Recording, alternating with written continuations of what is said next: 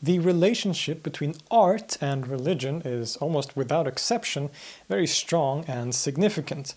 Almost basically any religion that you can possibly think of has some sort of artistic expression associated with it, whether that be the architecture of religious buildings or idols and statues, poetry or other forms of literature, and so on.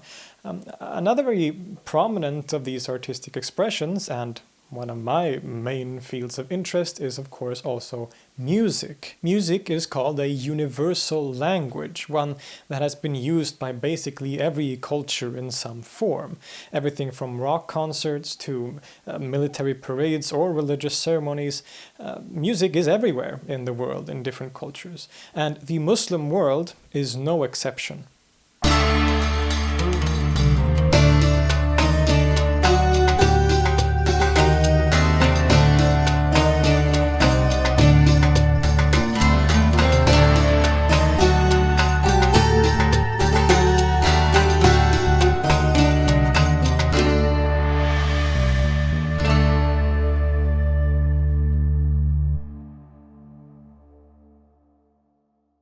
Today, there's a lot of different music coming out of the so-called Islamic world.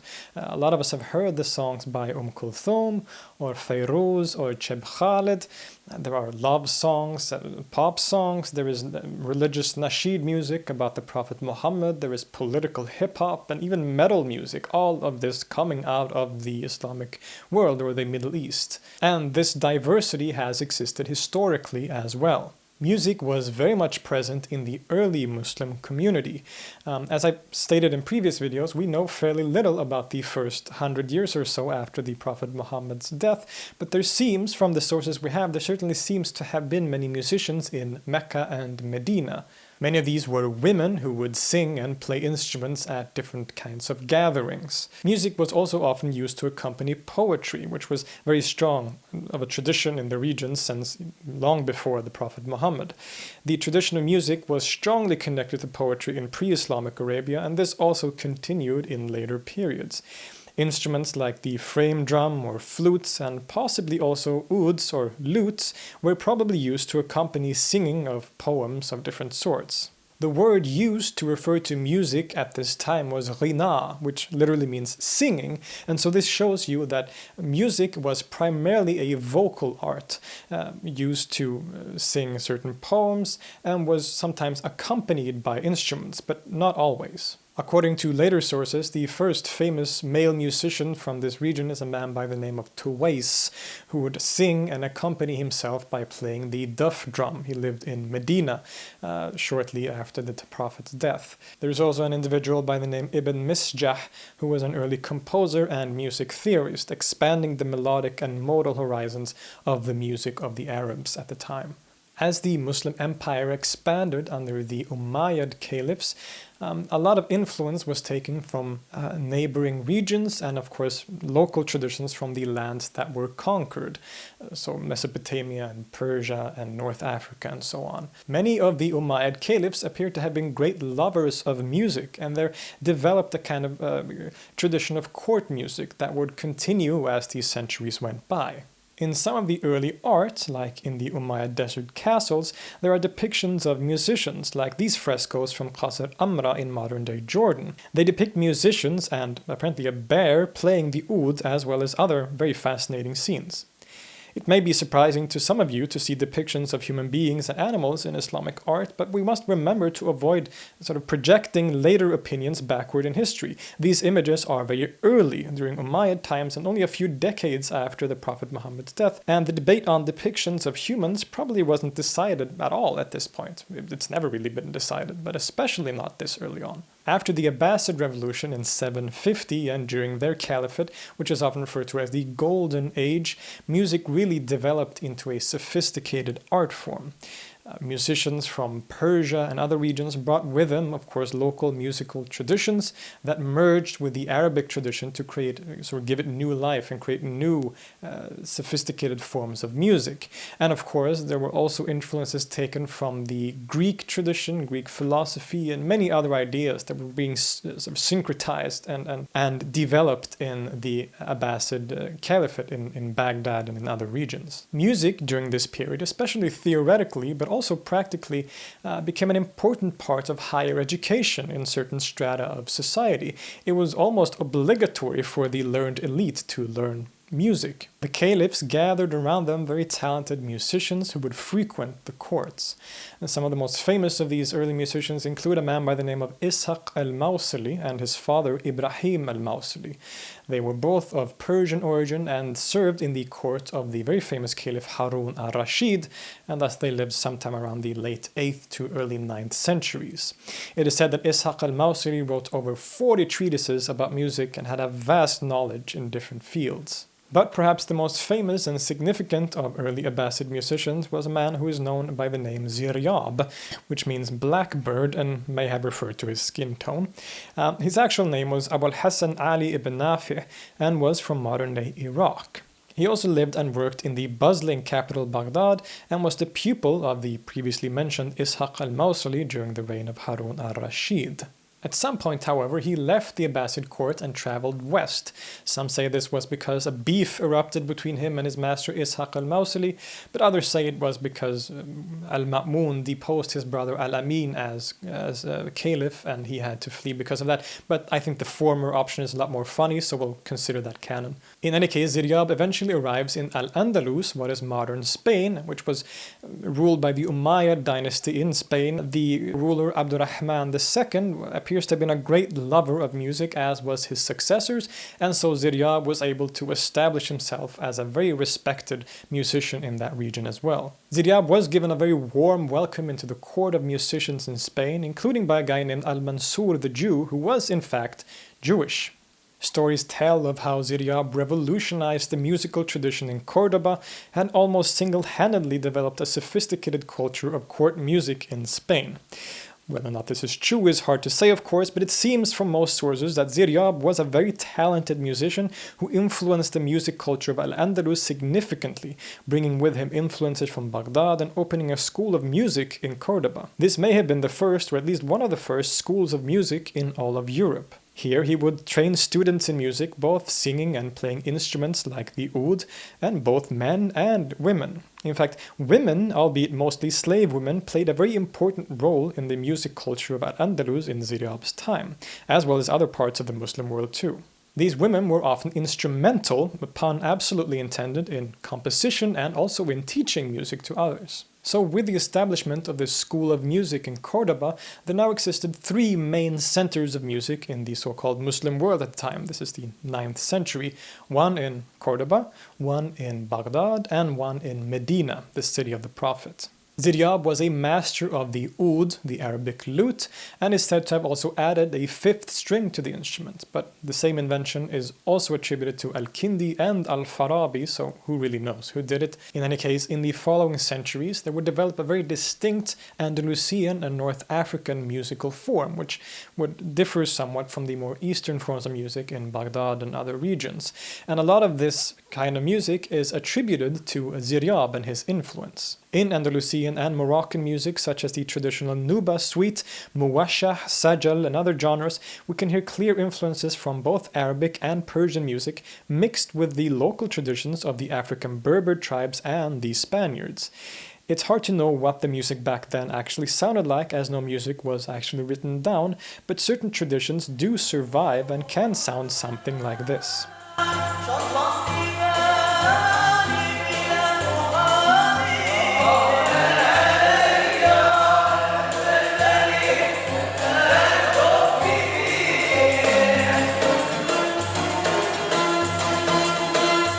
Even though the lines between styles and genres of music is of course very blurry, there was a very distinct form of music that developed in Spain and North Africa at the time. Being a very multicultural region, as well as being a relatively tolerant and open culture, the music that was developed during the Muslim rule would greatly develop later European classical and traditional music forms, which can still be heard today, especially in genres like flamenco. A somewhat coherent musical tradition had thus developed in Muslim lands by the 9th century, even if, of course, there were regional differences. And the development of its very rich tradition would only continue going forward in history. As I mentioned earlier, music was often a very important part of higher education.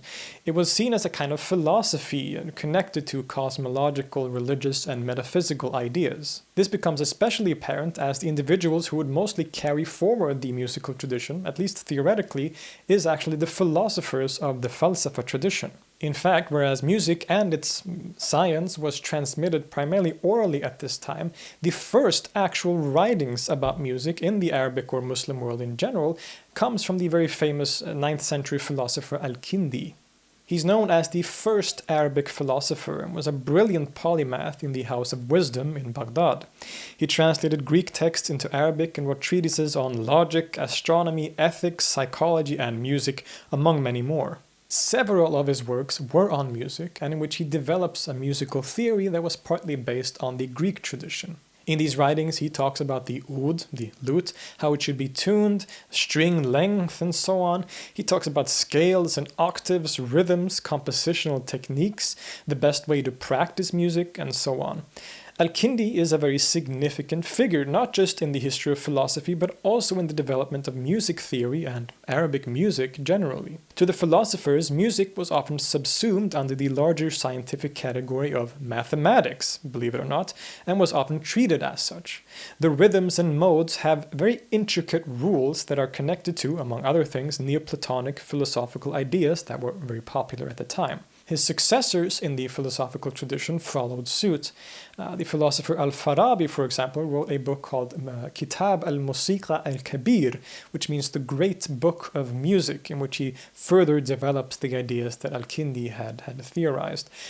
This book is one of the most significant works about music generally in the medieval Muslim world, and I think in world history, and there is no actual translation of it into English. This is something that I look forward to either someone else or maybe myself doing at some point in the future. This is a very important work. Another very famous philosopher, Ibn Sina, devoted a large portion of his book Al-Shifa, The Healing, to music, and even the Ikhwan al-Safa, the Brethren of Purity, dedicated an entire epistle in their great work dedicated this to music specifically. So you can see that music was a very prominent part of philosophy. As you can tell then, many of these great scholars and philosophers were often musicians themselves, which shows you what an important position it had in certain circles of society and confirms my previous point that it was an important part of higher education. At this time, these philosophers and musicians developed the Arabic music theory that, to some degree, survives to this day. They talked about theories of scales, or what will become maqam theory, the musical modes in Arabic music, and iqa, or rhythms, and how they are connected in different kinds of genres and styles of music. There's a lot of stuff in here.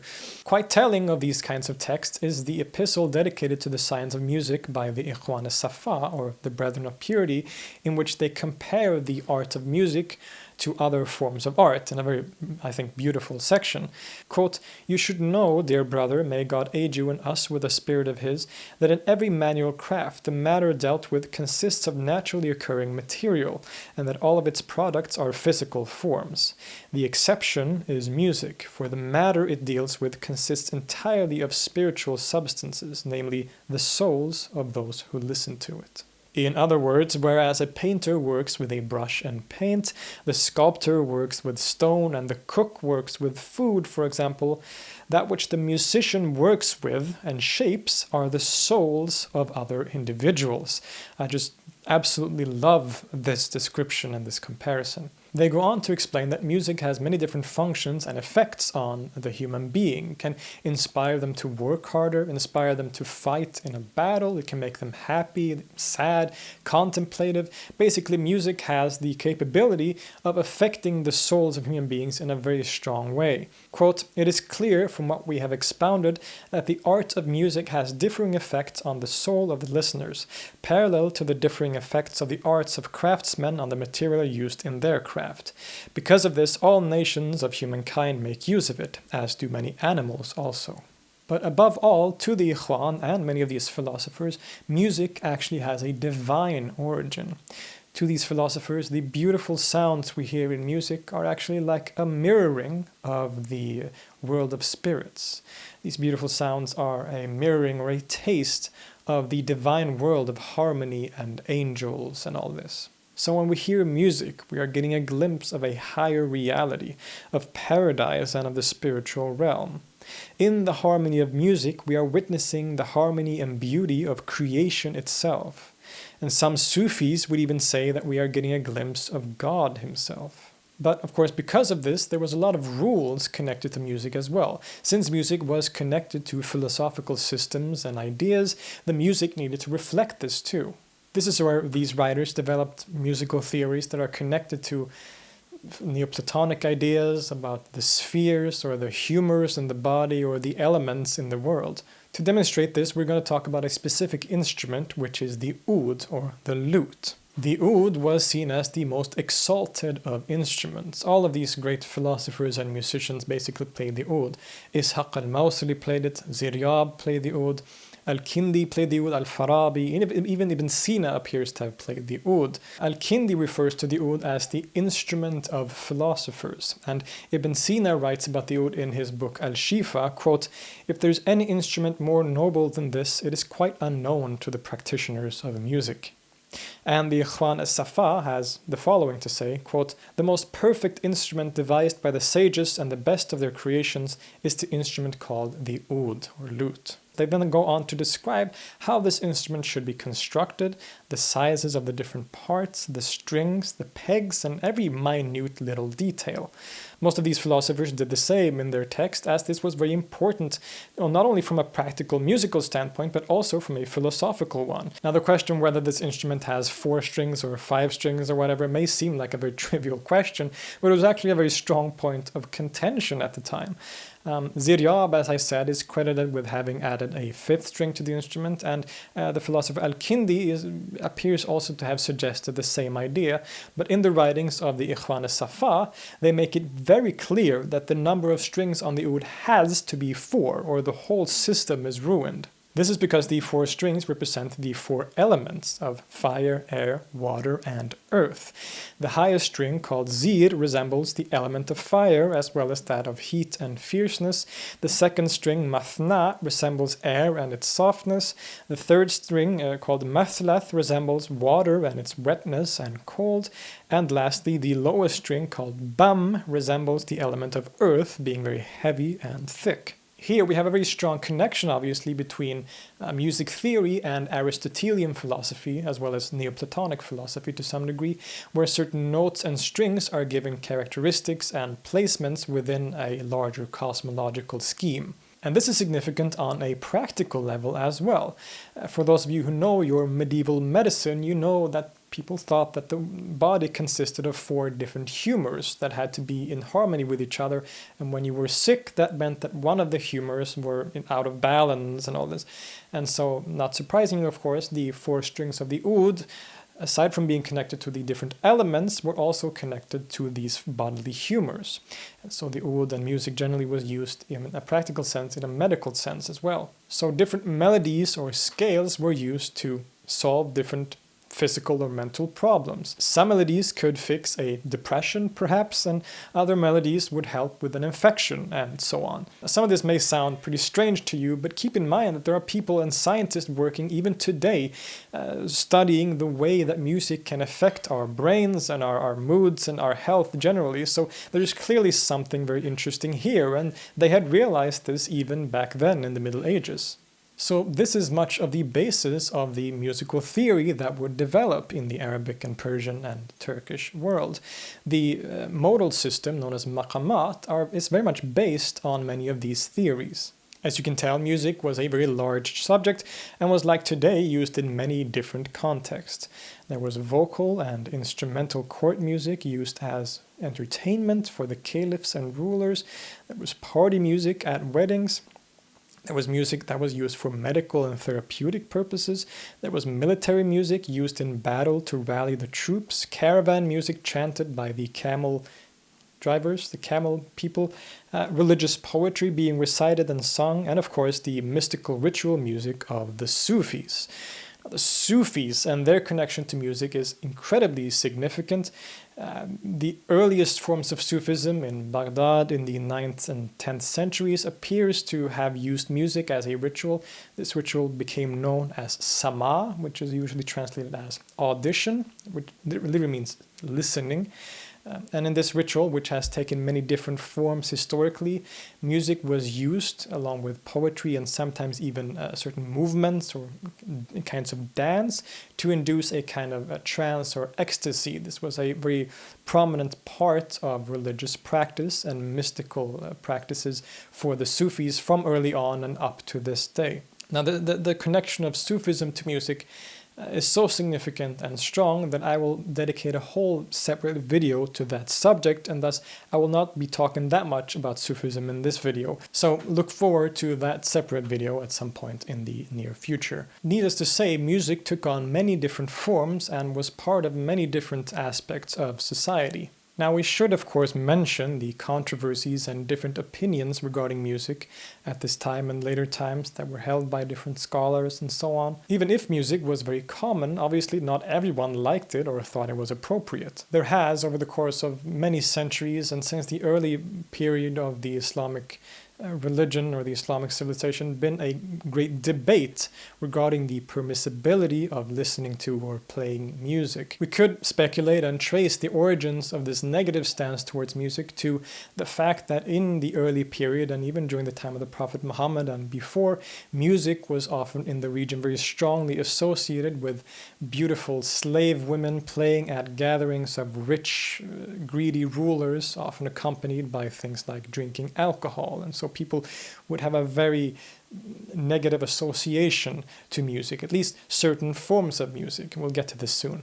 But because of this, music became very strongly associated with worldliness, drunkenness, and sexual promiscuity. The early jurists and Muslim scholars also, of course, realized that music had a very strong effect on human beings and their behavior, and so they wanted to, some of them at least, wanted to emphasize the dangers of music because of its strong effects on the human body, which is, of course, in contrast to many other Sufis and other scholars who would emphasize that aspect as one of the more positive aspects of music. So it's a very interesting debate in that sense. I often hear people still claiming that Islam forbids music. And sure, there were many scholars back then who would hold very negative views towards music, but the situation was a lot more nuanced than that. Indeed, there were also many scholars who were not opposed to music, as we have seen in our discussions so far. The Sufis have used music throughout history as a religious practice to reach ecstasy and intimacy with God, often, as I said, called sama or audition, and thus made music an important part of religion. For every scholar that viewed music as prohibited, there were scholars like Ibn Sina, Ibn Rushd, or the Andalusian literalist Ibn Hazm, or Al-Ghazali, Abdul Ghani al-Nablusi, or Abdurrahman Jami, who all argued in a more nuanced way that music in itself isn't necessarily harmful. People back then weren't as rigid as people like to think, and it was never a black or white kind of situation. There was a whole spectrum of opinions and stances on this subject, from Sufi thinkers as well as non-Sufi scholars. Some viewing all music as prohibited and wrong, others viewing only vocal music as being okay, others think that certain instruments like drums and flutes are okay, but not string instruments, for example. Others even allowed all instruments, but only certain lyrics, and others basically viewed any music as fine. It literally is a whole spectrum of opinions. The very famous Sufi scholar Abu Hamid al-Ghazali, who was in favor of music, albeit limiting the instruments allowed, once famously wrote, quote, Whoever says that all music is prohibited, let him also claim that the songs of birds are prohibited. Regardless of your opinion, that's a great quote. Discussions were not only had about certain instruments, but also different kinds of music as well. This is a very important point that a lot of people, especially today, forget, that when we say music, that contains all kinds of music. But back then, different terms was used to denote different kinds of what we would call music today, and the opinions on these different kinds of music could differ dramatically. There's a great graph in an article by Louis Ibsen al-Faruqi that gives a generalizing look at the traditional attitudes towards different forms of music. As you can see here, there are certain genres that were almost always considered halal or permitted, including things like religious chants, wedding music, and military music, work songs, and so on. Then we have a category in which the opinions may differ or be more ambivalent. Some consider them permitted, others would be more skeptical or hostile. This includes composed art music, both vocal and instrumental, and music with pre-Islamic origins. The only category that most scholars have always agreed to be prohibited or forbidden is music with a strong sexual or sensual content or performed in certain contexts that are somehow unacceptable, perhaps music being performed in relation to drinking alcohol, for example. As you can see, we now have a much more nuanced and less problematic picture of the situation. The scholar Amnon Shiloah writes, quote, "In sum, the attitudes towards music has always been ambivalent, as expressed in a series of contradictory feelings and concepts: predilection and mistrust, divine, devilish, exalting, disruptive, admissible, prohibited." This complexity and nuance should be kept in mind as we go forward. There have been scholars and jurists on both sides of the argument.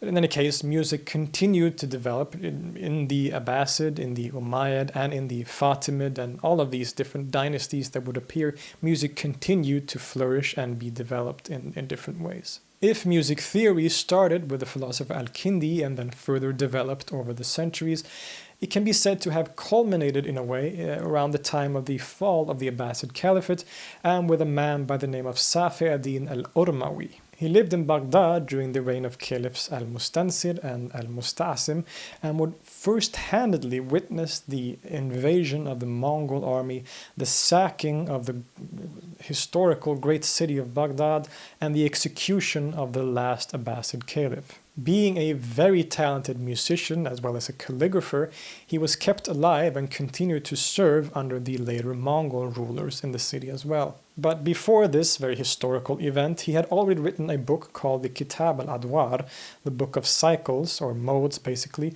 which would cement him as one of the most important and significant music theorists in history.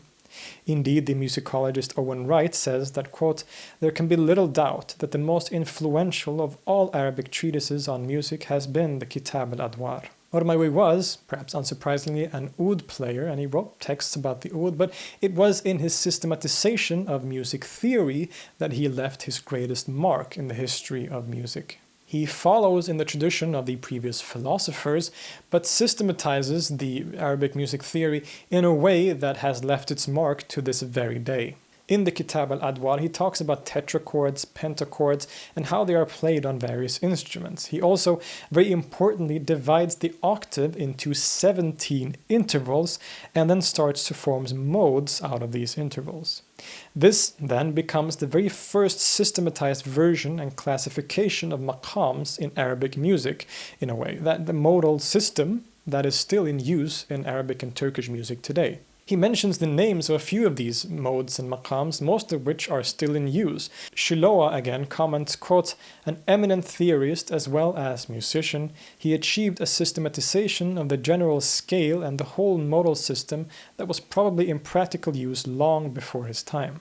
I have some bad news, because unfortunately, with all of the musicians and great theorists that we have been talking about, none of this music actually survives today, because music back then was never written down. There was no notation, everything was transmitted orally.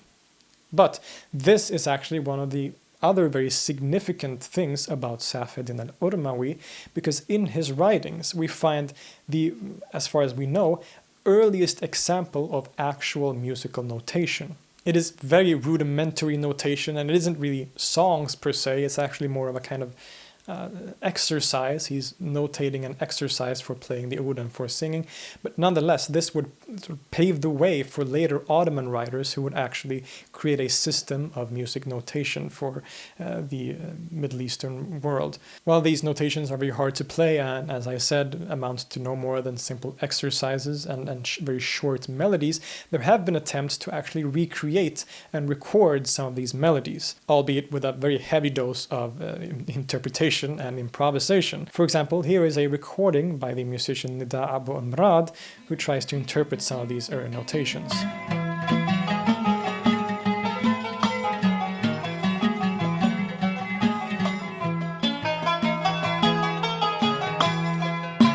Ormawi and his Kitab al-Adwar is referred to and referenced for years afterwards in all regions from India to Spain.